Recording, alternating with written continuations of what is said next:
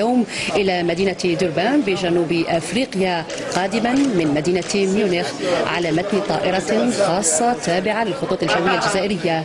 الوفد الجزائري لقي استقبالا حارا من قبل السلطات المحلية للمدينة إلى جانب ممثل الفيفا وسفير الجزائر بجنوب أفريقيا.